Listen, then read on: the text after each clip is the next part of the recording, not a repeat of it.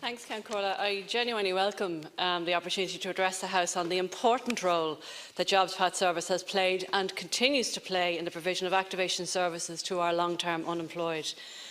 Deputies have seen and heard the counter-motion tabled by the Government, and I wholeheartedly endorse its wording. The Government and its immediate predecessor have worked tirelessly to address the crisis levels of unemployment brought about by the most recent recession.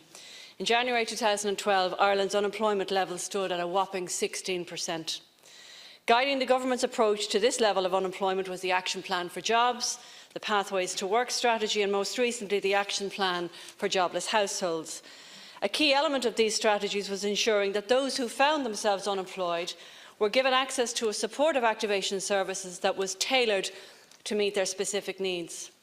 My department in the period of 2012 to 2015 transformed its approach to supporting job seekers, both in terms of establishing our NTO offices, but also in terms of the adoption and rollout of new activation model.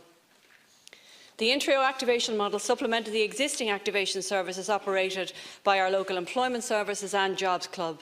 However, the scale of the economic crisis meant that the system's activation capacity was insufficient to deal with the sheer volume of job seekers.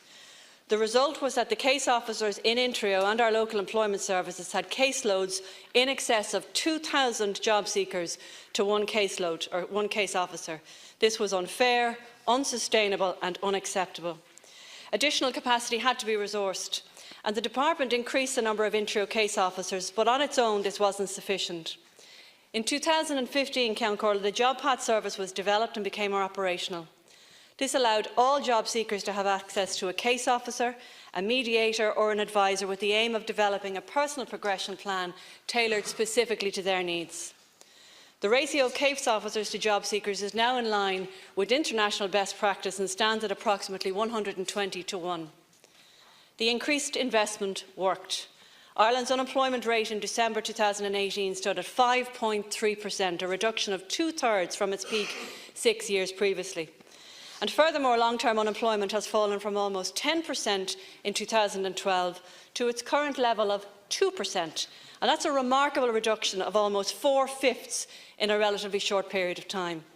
However, the reduction in the long-term unemployment rate is even more impressive when you consider that long-term unemployment has averaged 4% over the extended period of 1992 to 2018.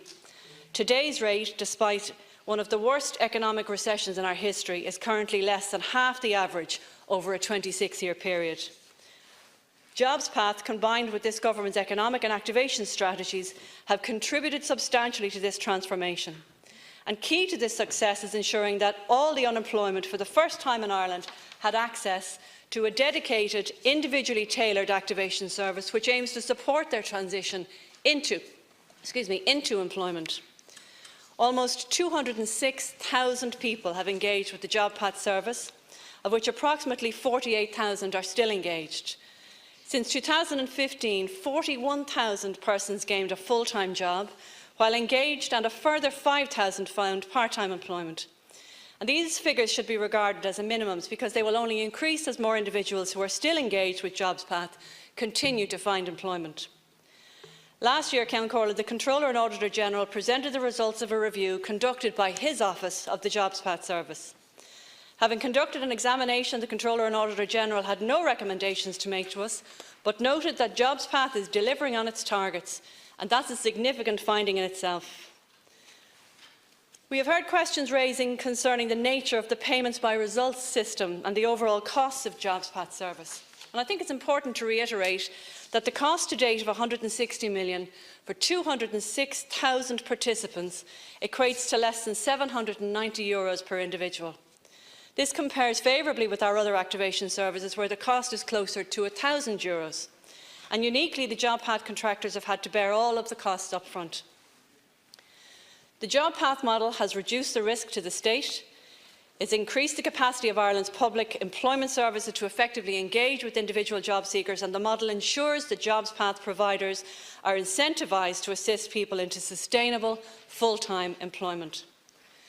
Now, I'm aware that there have been claims made to the Joint Oireachtas Committee on Employment Affairs and Social Protection in terms of the high levels of dissatisfaction reported by job seekers engaged with the JobPath service.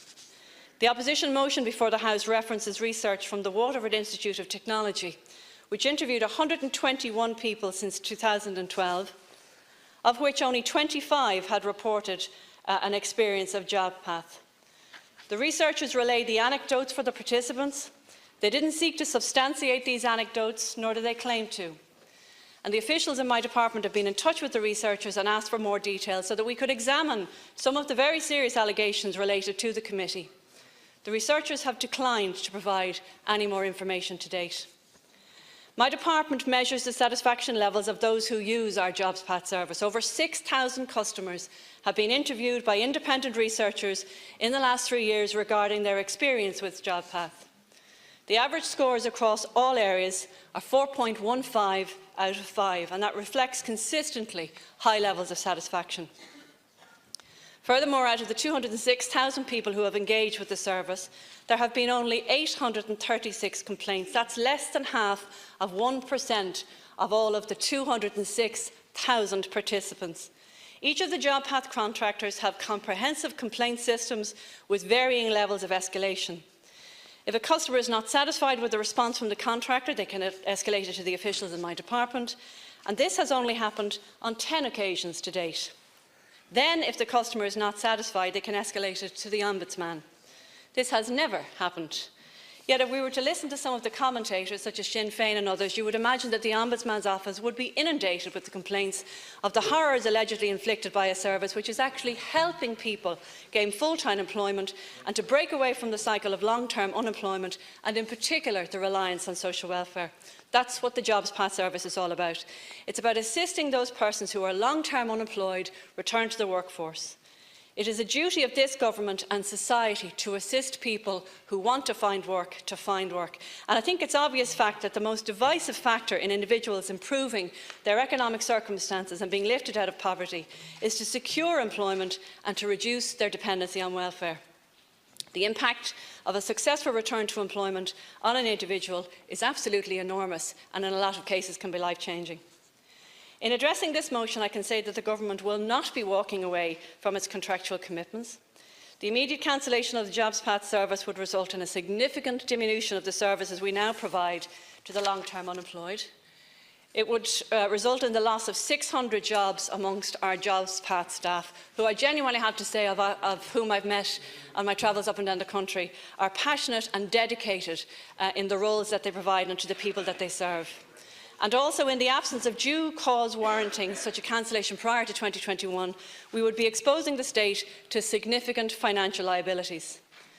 Furthermore, we need to have this service in place for the people who need it. There are still, unfortunately, many thousands of people who are long-term unemployed and need the service that's delivered by JobPath and our other providers. The contracts will operate as agreed. And I think, looking to the future for activation services, my department is already examining all of our options for contracted activation provisions from 2020 onwards. We will identify best practice across a number of considerations, including the quality of one-to-one intensive engagement, the value of a statewide service, the contracting models and the procurement methodology. And in addition, with the commitments in the Government's Pathway to Work strategy, my department will be examining options to maximise provisions of activation services to all groups, some of whom maybe have been harder to reach in the past. In developing best practice, appropriate consideration will be given to the value of expertise gained through the long experience of working with communities and the wider value of activation services and their impact in terms of community development and social inclusion.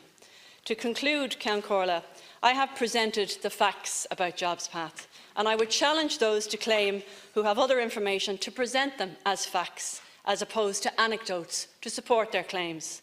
JobPath has provided a significant contribution to this government's success in bringing our unemployment figures down from the height of the recession to what they currently are today.